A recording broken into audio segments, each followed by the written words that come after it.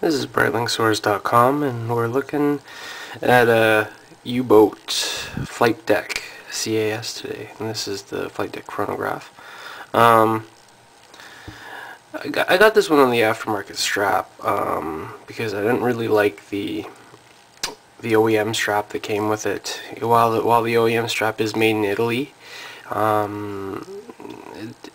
it looks a little bit too fashion watchy and kind of cheap in my opinion. It does seem to be well made, but the styling of it in general is a little bit tacky in my opinion.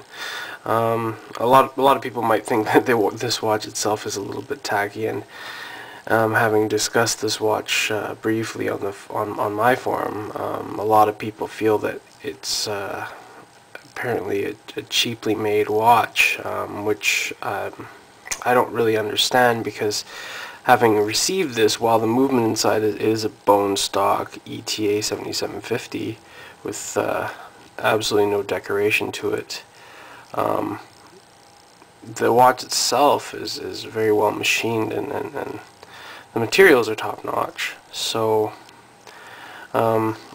my biggest complaint with this watch, of course, is the movement being a bone stock ETA. Not even the rotor is really decorated. It's only been lightly laser etched with U-boat and the ETA 7750 there.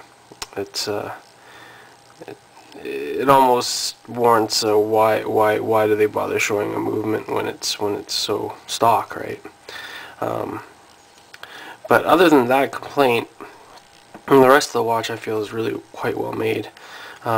Crystals are both sapphire.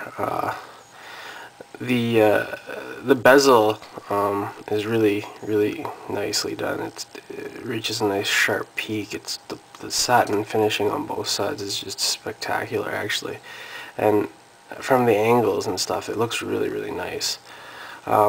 This is the 50mm version. It actually says so on the back somewhere here. 50mm diameter. Also tells you the water resistance of 100 meters, and the U-boat watches are all made in Italy, so that a lot of people feel doesn't hold the same cachet as made in Swiss made, which is true.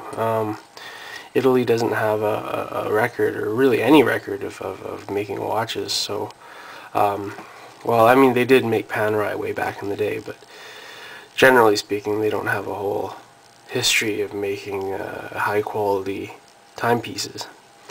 And if you'll notice the sides here, that there's a serial number and the 316L stainless steel stamp on it to indicate that the steel is 316L. The side is deeply machined with the U-boat logo, and the entire case is satin finished, but they bead blasted the inside of the U-boat words there. Screw lugs, kind of a nice feature. Double screw lugs, so you do need 2 screwdrivers to open them. This is the chrono.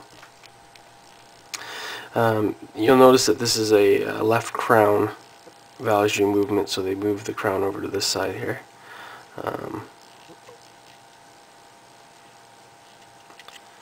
going to get this one going because it's just realized it hadn't stopped. It's realized it stopped.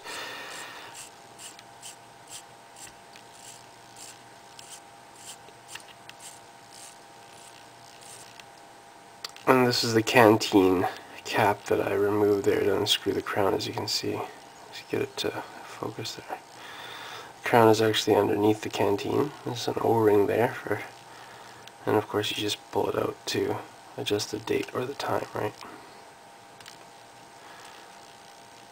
And the crown it's kind of neat. There's a machined sort of serial number, so to speak, on the piece here, and the crown is hanging onto it. And the crown protector is actually very well machined.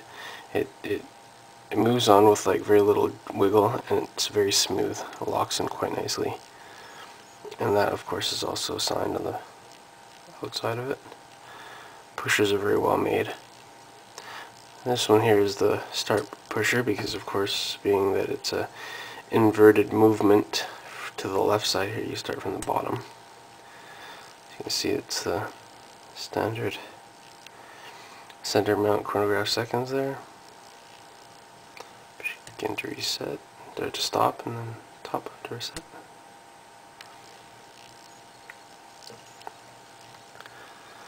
So, 50mm watch on my 6 3/4 inch wrist. What does it look like? Looks like that. Not bad, eh? It's pretty big. I've wore it several times to work and stuff like this, and most people don't actually think that it looks too big. Most people actually, these are non-watch guys. They actually think the watch looks pretty cool. Everybody that's commented on the watches has said that's a nice watch, and in sincerity, of course. I'm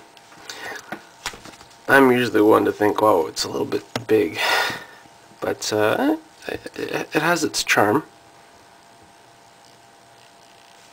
No AR coating, as you noticed there on the Sapphire, so it does reflect quite a bit of light. Would have liked to see AR on this one, maybe, but the dial is very, very readable. The entire dial is loomed. Let's see if we can get a loom shot here. A little bit. We got a little bit of loom shot here. So, U-boat Flightdeck CAS 50mm chronograph. That's the end of the review. Hope you enjoyed it. See you later, guys.